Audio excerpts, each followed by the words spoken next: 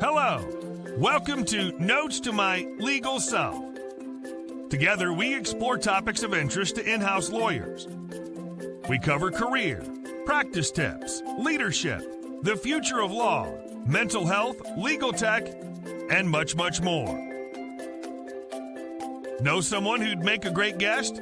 Let us know. Self-nominations are encouraged. They're an act of courage. Want to get the most from this conversation? Ask questions, comment, like, follow, say hello. In short, engage. Finally, have fun. In-house legal practice is a serious business, but you don't have to take yourself seriously. Let's begin. Here's your host, Olga Mack. Well, hello everyone. It's good to see you. We are back to our episodes with in-house leaders having conversations about practice of law and career and personal lives and all kinds of stuff that in-house lawyers have to deal with. Today I have a very special guest. I am collaborating with her as we speak. She is one of 20 or so in product law who are helping us to edit the book. So I'm forever grateful for that. And without further ado, Brittany, welcome to Notes to Legal to Myself. For those folks who haven't met you, please introduce yourself. Hi, Olga. Thanks for having me. I'm so excited to be here with you.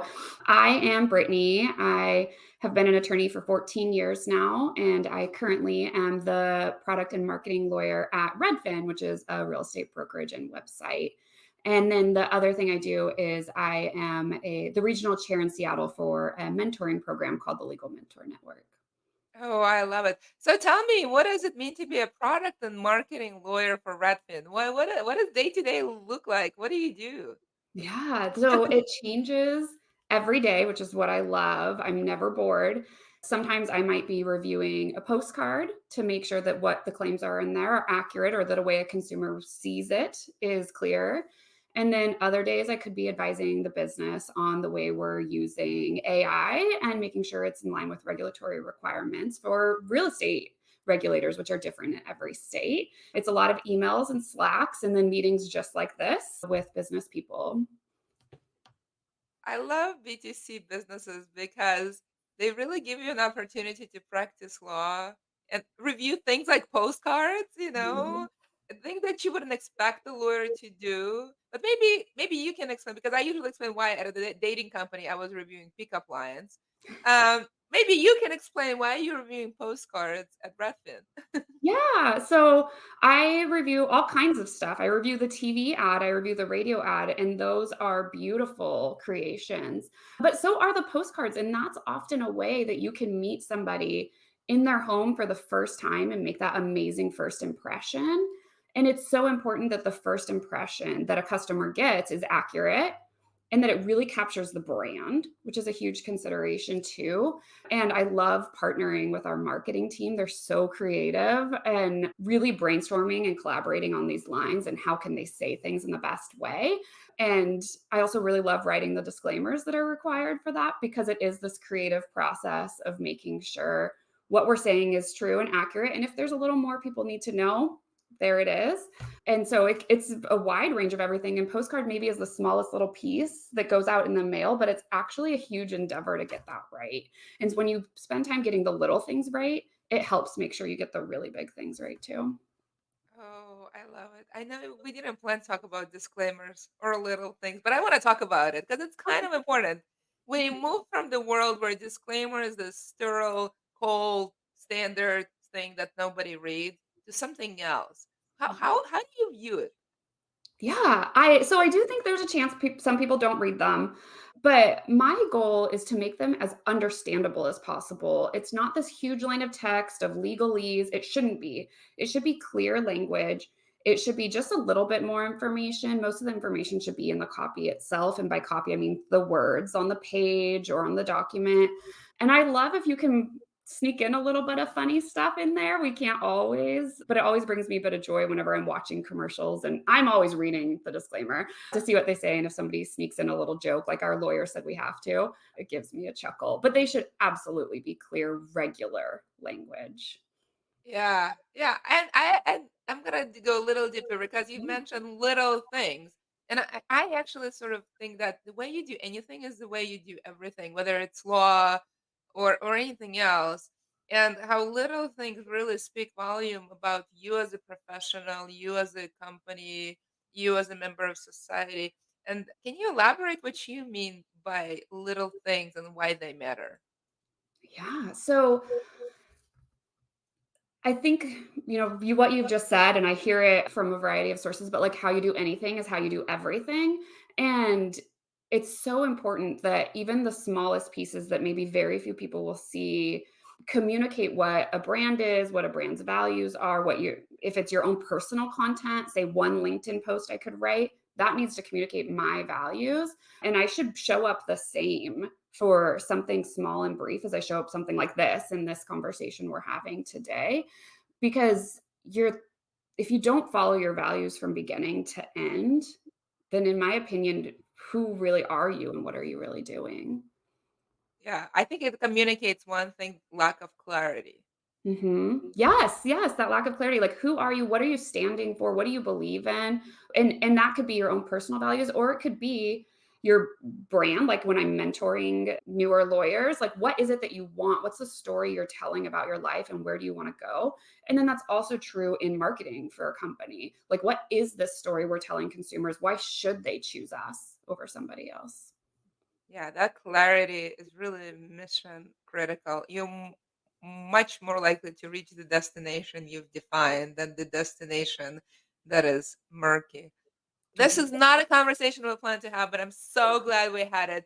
I do want to ask you, we've done a few things before Redfin. How did you end up to be where you are? How did you end up being? I know you actually had a few adventures in Redfin. Marketing, product and marketing, probably the most recent. Maybe you can share what you've done in Redfin, and then actually what I would like to also know is how did you end up being at Redfin?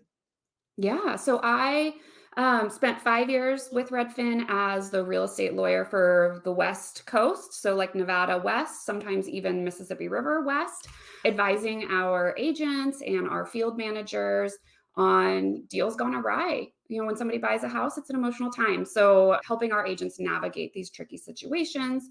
And I've been doing the marketing most of the whole time with some support here and there with some of my great colleagues, but the through line was the real estate advising, and that was crucial because in order to give product advice, you have to understand the industry you're in. And so I am just intimately familiar with what a lot of the real estate regulators care about and have drafted these 50 state surveys to stay on top of them, things like that. Responded to, say, ethics complaints or regulatory complaints, all the way up to, some lawsuits, because that happens too. And so I've done a whole lot of things at Redfin and enjoyed every minute of doing them and working with the team and being down in the field and training agents and then training our product team on things that they should consider. So that's been my time at Redfin. Before Redfin, I was on quite a few adventures outside of that too. I graduated in 2010, which was the Great Recession. It was one of the worst times to graduate from law school in recent history. And you had to kind of take the jobs you could get. I clerked, which is what one of my goals was to clerk. And that was wonderful. But then after that, I thought I wanted to do one thing and I ended up doing another. And I worked at a few firms. I was a public defender for a little while. And then I went in house at a labor union. And that journey was not at all what I expected. But I think it primed me to be able to join a company and put on a lot of different hats because I've advised in the real world on a whole lot of topics. Yeah, I find it very interesting how being in the field, actually getting to know your from junior to senior salespeople, from junior to senior product people, to understanding regulation really is a really great training for being a product lawyer, which has been an emerging discipline for the last 20 years or so. And it really allows you to be a business professional with a legal bent, so to speak, and really have that ability to advise and understand direction of the business. And it sounds like, and this I guess maybe I'll ask you more of a question as opposed to an affirmative statement. It sounds like that time in the field, was it very important in shaping you as an effective product lawyer? Absolutely. Yeah, I have been on one-on-one calls with agents and their managers in the midst of it, right? Like really dealing with what's going on out in the field. Another thing I do for marketing is review our listing consult brochures. And so I have talked to the agents who are handing out those brochures. And so I know what it feels like. I mean, I don't personally know, but I know what they've told me it feels like to be in the room in somebody's house making a pitch to a customer. And then the same goes for our product team when I'm advising on something we might do on the app. I've also heard from agents how our customers are using the app. And that keyed in part of like knowing what the users are thinking when they're using it, I think really gives me a broader perspective that takes me outside of the law books, outside of the code, right? And can imagine what is it like to be a person who's using the product that my company is creating. What is it like to be a person? I love that. Yeah. No, it's true. I mean, I think one of the things you said, buying a house is an emotional experience for most people. I've now purchased quite a few houses, and they have been emotional for different reasons. And understanding the humanity involved in that really sizable purchase that really sets the direction of your life, I think is going to be very important in the way you build that product, and as therefore as a product counsel advice, right? How in understanding that perspective and that emotional journey of a customer, how does that affect the way you think about, legal advice in this context? It has to be humane.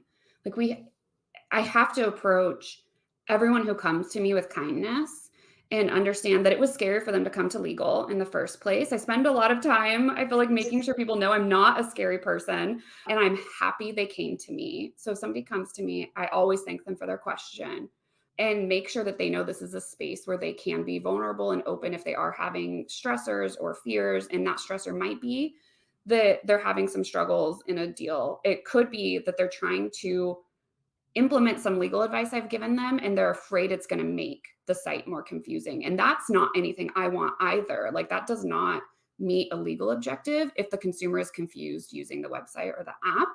And so I want them to know I'm coming alongside them as a partner and I'm not just standing in front of them as a lawyer. And if the emotion is coming from their own fear or if it's coming from a fear of their client, like I want to be that steady place in the storm for them to navigate it together. Yeah. I like how you identified the confusion of an ultimate customer as being a very dicey situation and highly unpredictable. How do you have these conversations about sort of lack of clarity and the uncertainty that it may create in the product and legal outcomes? Sometimes I ask just directly, like, what do you think somebody you know who doesn't work here would think when they encountered this content, right? Like, we are very familiar with our industry, and I'm sure any in house lawyers who are listening, they and their colleagues are very familiar with their industry. But if you put me on a website for some other industry, I might be lost. I'm totally new to this and I don't have that background context. And so it's simple things like, defining something when it shows up, either a module that describes, like gives a definition for something. We have a glossary of terms to help people navigate that sort of thing. Just building that clarification where you can and putting yourself in the shoes of someone who doesn't work at your company so that you can think, hey, if I knew nothing about this, what would I need to see so that I understand what's being said or sold or communicated or offered? Yeah, that empathetic skill of putting yourself in the shoe of another who is not day to day in your industry, on your website, in your product, who only buys a house once in a lifetime, maybe three times at the most. That's a Mhm. very different experience than somebody who has a real estate license, broker or agent or whatever license, or somebody who works for Redfin. But I find that it's really the more senior you become, you kind of understand the industry more and more, but then I think it's inversely related with your ability to be human.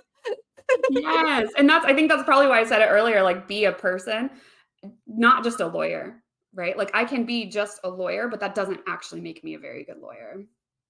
Yeah, yeah. I want to shift gears a little bit. I know you have been a first generation college student, and that must have shaped your world, both as sort of an employee, as a lawyer, or somebody who now leads in the legal department? How has that experience been, and how did it shape your worldview? I th- I think I felt a lot like I was sort of lost at sea. Like I didn't know the rules. I didn't even know there were rules. I didn't even know what to wear sometimes if you just go from like a very basic stance of like I come from a family of very hardworking, fantastic, dedicated people.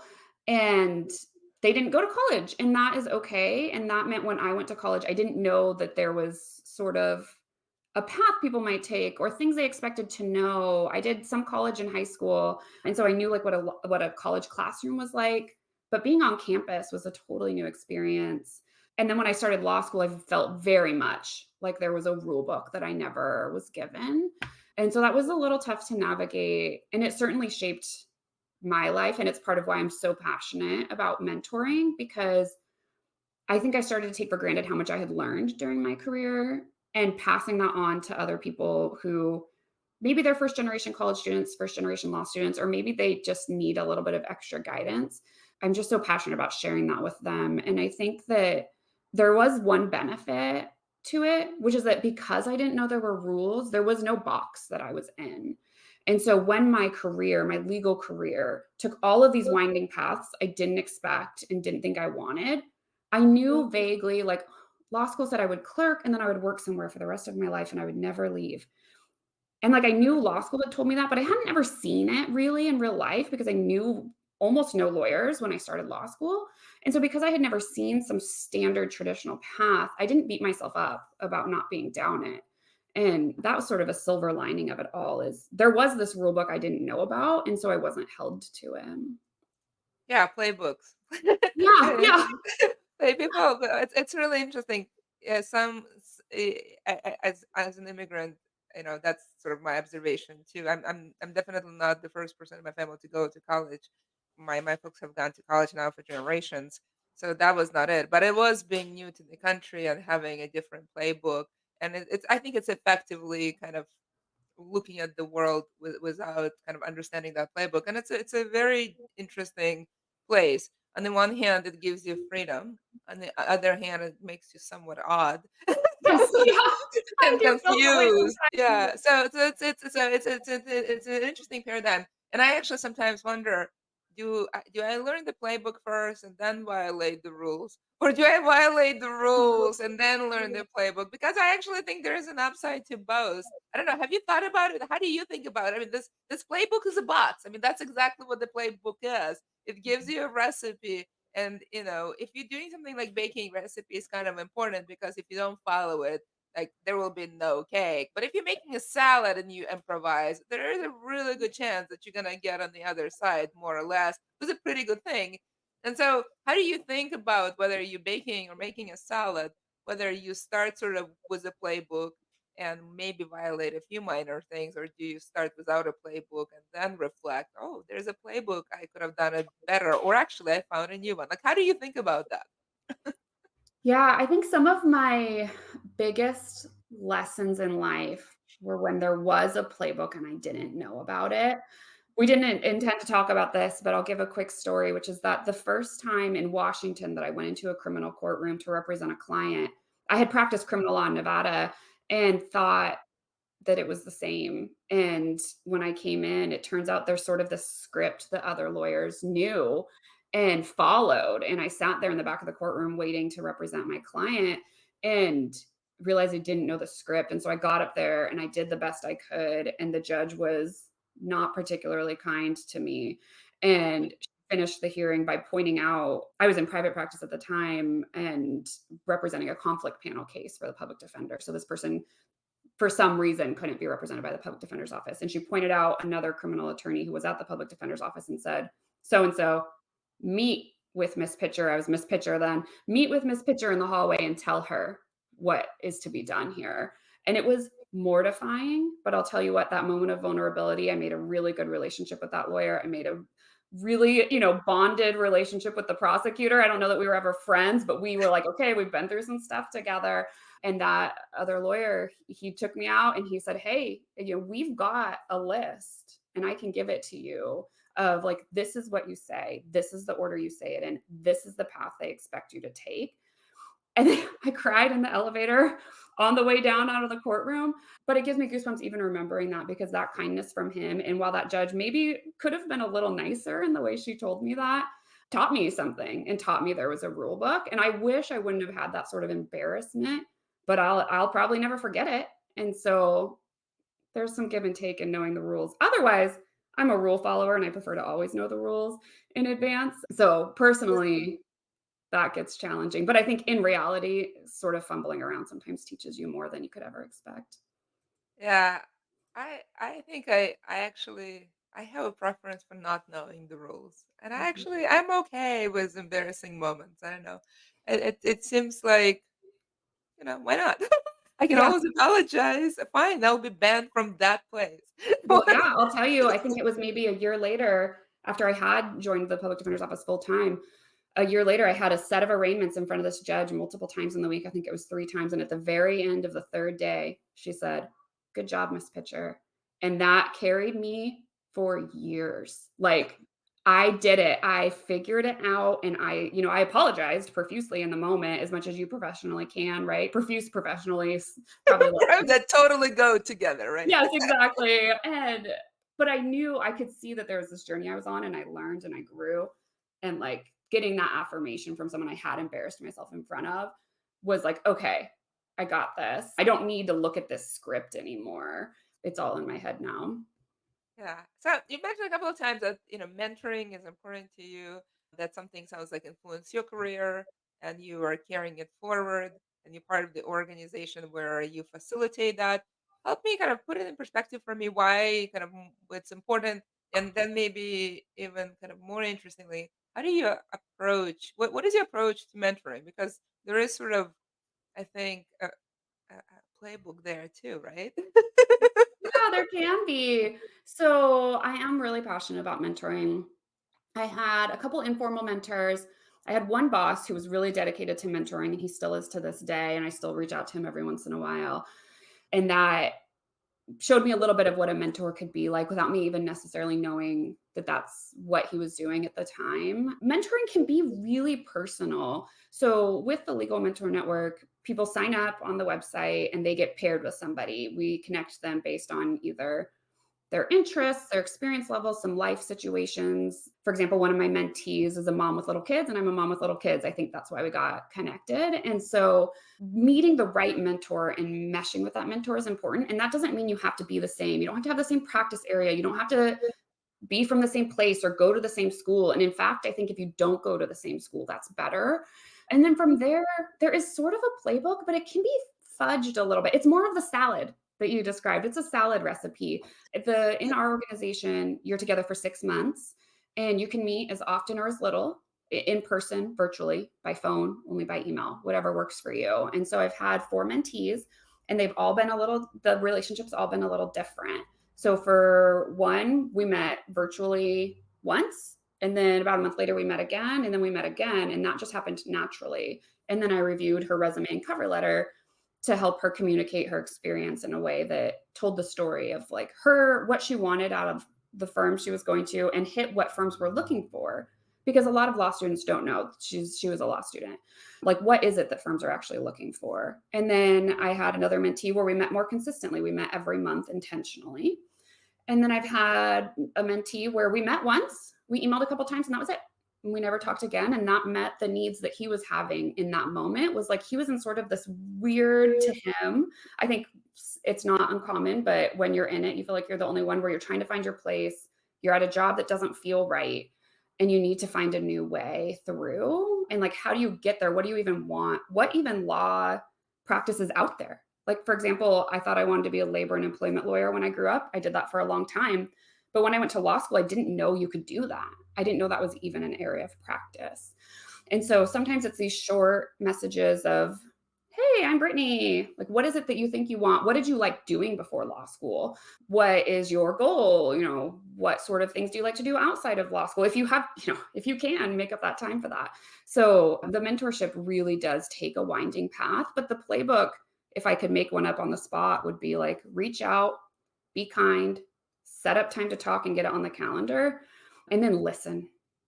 Just listen, because I have had some really amazing mentees who have come so prepared, and they have their list of questions they have for me. And it's so inspiring and motivating to watch them in action. And then the other thing to know is they don't even know some of the questions that they want to ask. And that's true in the business world too, right? Like, we're giving advice and people don't know there's a question underneath it all that they don't know to ask. And so listening and really caring, and back to that empathetic idea, I think is the most important thing. And sometimes mentoring is just one call going over their resume. Look at you making playbooks as you go. Salad creation all the way. I'm gonna have to re-listen to that and write it down later.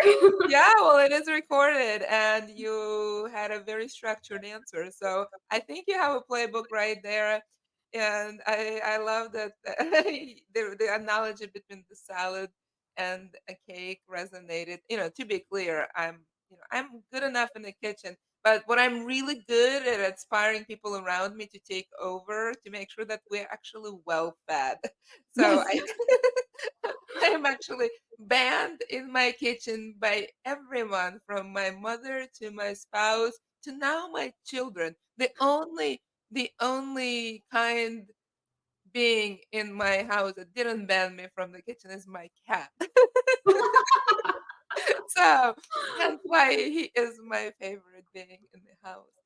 I'm joking, but that analogy. I like to give it, and people assume that I love to cook. I mostly like to eat, actually, but I think I think it's useful to look at whether you're making a salad or a cake, and when you evaluate the importance of playbooks. So I want to shift gears a little bit. Actually, go back to conversation of product lawyering. I am somewhat obsessed with this idea of building good things that really matter, and sort of influencing the world in direction of the future in a way that is good. And I do think that product lawyers, really are in a position to shape that future and play a very important role. And there is a reason why we've seen the rise of product lawyers for the last couple of decades. It started very informally, and then over time, various technology companies actually have had these positions listed. And I, as one of the early product lawyers, and the folks that are editing my book and co-writing the book, have heard from others over time. How do we shape a department with product lawyers? How do we write a job description? Does it mean? How do you structure that position? So, it's evolving discipline. I'm really excited about it. I think it's very important because, really, especially in the age of AI, when we asking sort of what is the right thing to do, that's very much a product counsel question. So I'm going to ask you, as someone who's been recently promoted to a product counsel role, what do you like about it? Why do you get inspired to be a product lawyer? Why did you say yes to that job?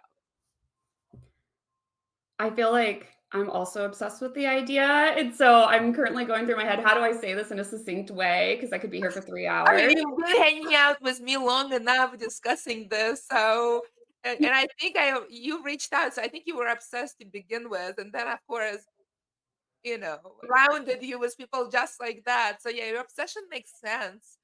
Perfect. I like when my obsessions make sense. So yes, I was introduced to you because I was talking to another lawyer who I know through the Legal Mentor Network that I said, hey, this is what I'm doing. I want to meet more marketing lawyers. I want to meet more product lawyers. And she said, then you need to meet Olga because she knows all the product lawyers. She is the product lawyer. So I hope I can give you that praise through her and that you could accept that. I love it because it's like one giant puzzle. Something I liked about litigation back when I did litigation was it was a puzzle. There were all these pieces of evidence, all these things. You got your deposition transcripts, you've got letters in the old days, emails these days, text messages these days, that sort of thing. And product law is like that. So it's like, but instead of the puzzle pieces, you're not pulling together witness testimony or social media posts. You're pulling together the areas of law that matter. You're pulling together the company values that matter. You're pulling together what the regulators might think in there. And then you're pulling together the consumer experience. Sometimes you're pulling in employee morale, and you're in the room as those strategic decisions are being discussed and made and impacting the way that a product is going to be into the hands of a consumer, I just think is so fun. Another, playbook I have is I've made myself a template of like, who's the product manager? When's the launch date? Because you're also sort of, like a junior apprentice project manager sometimes in this role. And sort of a checklist of the areas of law that I know exist. And then I think I know you and I talked about once, like there's the known unknowns and then there's the unknown unknowns. So there are areas of law that I know I need to think about this. I need to issue spot that. It's almost like a bar exam hypothetical. And I can't forget to think about this through there. And then I go to a colleague who knows that area of law better, or outside counsel who knows that area of law better. But you also have to listen for the puzzle pieces that you're like, wait, that feels like a puzzle piece and it's blank. And what is it? Because there's so much changing all the time. I said a little bit ago, I don't like to be bored. I never want to be bored, and I'm not, because there's always something to learn. And right now that sort of blank puzzle piece is AI, and I'm obsessed with it. I'm going to like a CLE every month, if not more, to learn about it. And then talking with people like you who are also excited about AI and listening to your last season of your podcast. So it's just that. I hope I captured it in a succinct way. Yeah, no, I am with you. I think for me, I think it's the only area in law where I can sit down with my clients and say, look, you're building something that will have an impact. What do you want to be known for 20 years from now when it all settles 30, 40 years, 100 years, or whatever perspective you want to take? Like, what do you want to, how do you want to be remembered? How do you want people to discuss you? And what kind of impact do you want to have? I think it's like the only area in law where you can do this exercise, not just what the law says and not on sort of, here's the ins and outs and here's a loophole, but really kind of this exercise of being a creator. Yes. and and I really love that. I like it can be really normal having that really conversation in product law. I can't really think of any other area where you can have the conversation and still be normal. Yeah, I get a little bit of that with the marketing team. Our brand marketing design people are just creative geniuses. And every once in a while, I'm like, what if we did this? But I always make sure they know I am coming from a place of a consumer and that they are the experts in words and I'm not. And so I get a little bit of that with the brand marketing, advertising type law and media law. But the product stuff is fun and a really like almost like you're building with Legos idea. Yeah, and it's because products can be scaled. Humans cannot really. It's really hard to. It sounds violent when we try to scale ourselves, but product can be scaled, and they can be scaled quickly, and they can have an impact. And smallest products, think of Calendly, will change the way you live and work. And those things have like they can spread. Like look at how quickly ChatGPT spread. It was supposed to be a research project, and then a few LinkedIn posts, everybody's using it. That's what products can do. They really can change the course of history. And it's important to kind of realize that and take responsibility before you release it into the wild and ask, do I want to be that person? And I think that's a very powerful place. Being a creator is a powerful place. I agree 100% with everything you just said.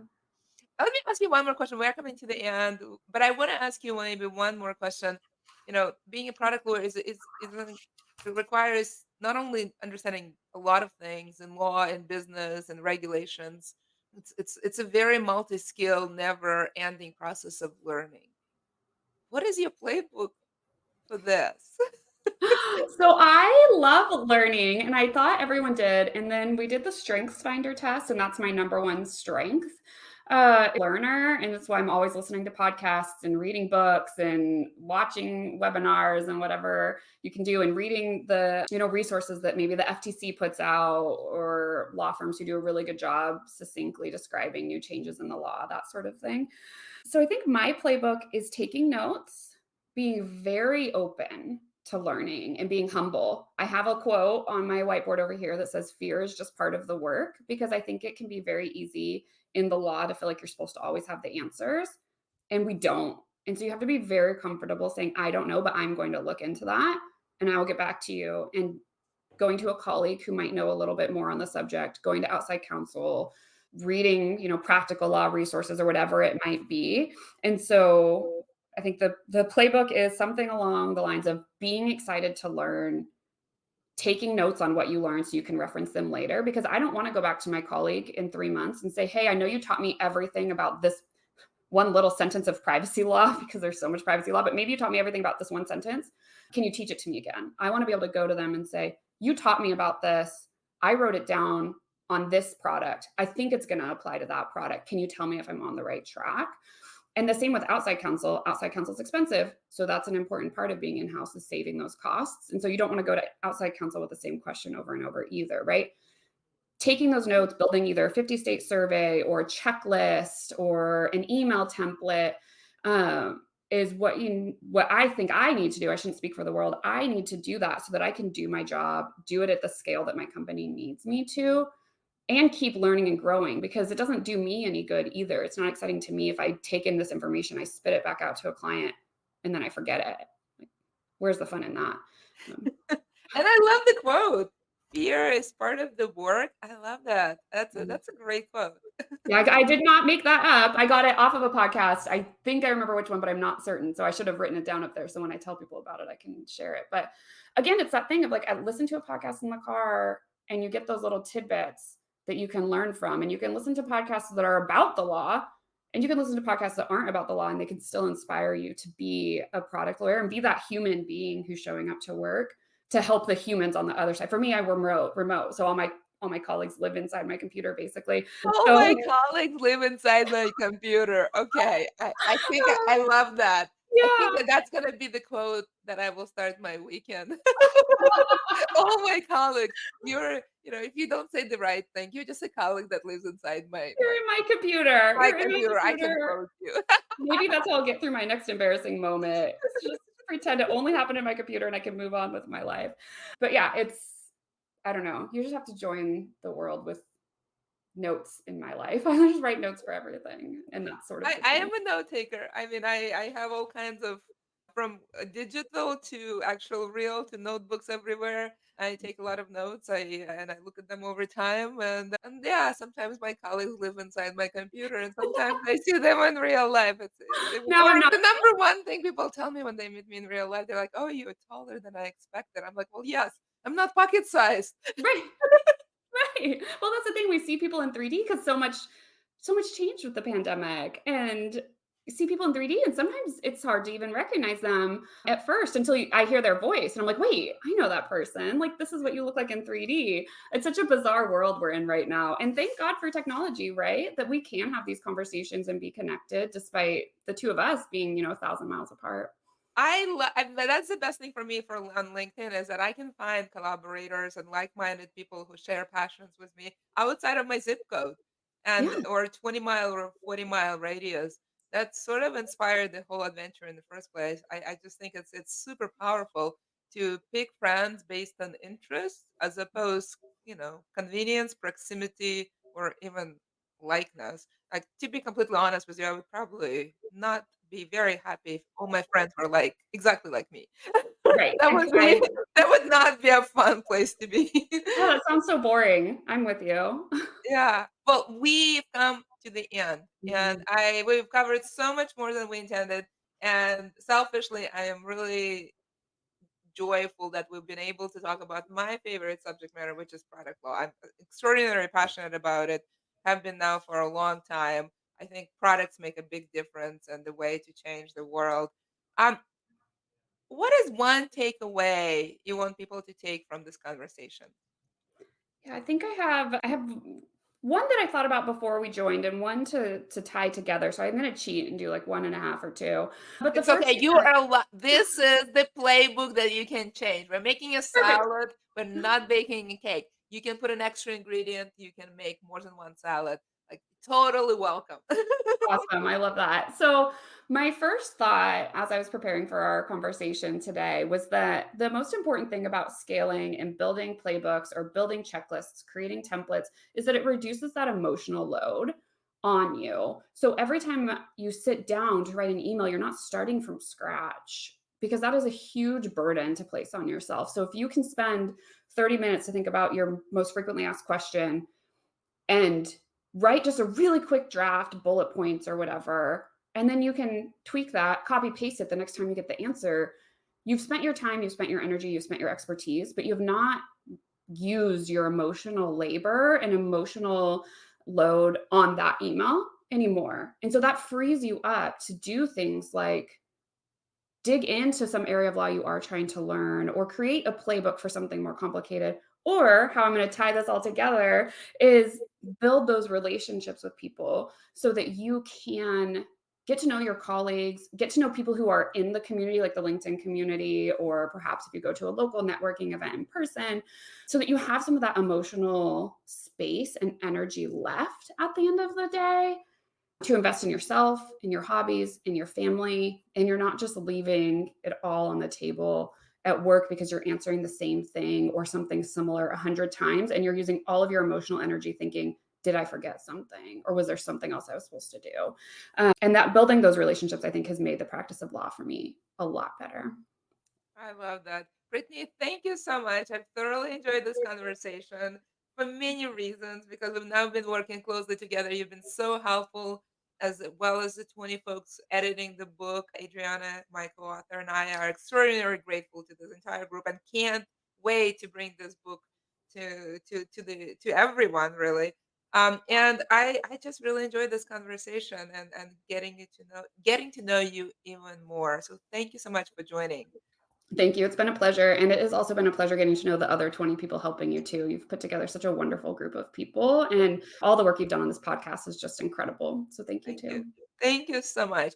My takeaways today are really two. Fear is part of the work. I love that. It's totally true and amazing, and I really love that quote. And secretly, I also like your colleagues live in your in your computer. That's so true too. That's a really interesting perspective, and I will reflect on this weekend. Thank you so much, everyone. See you next time. Bye bye. For stopping by. We hope you enjoyed this episode of Notes to My Legal Self. Know someone who'd make a great guest? Let us know. Self-nominations are encouraged. They are an act of courage. Remember, the future of law is bright. Enjoy your in-house practice. It's an adventure of a lifetime. See you soon.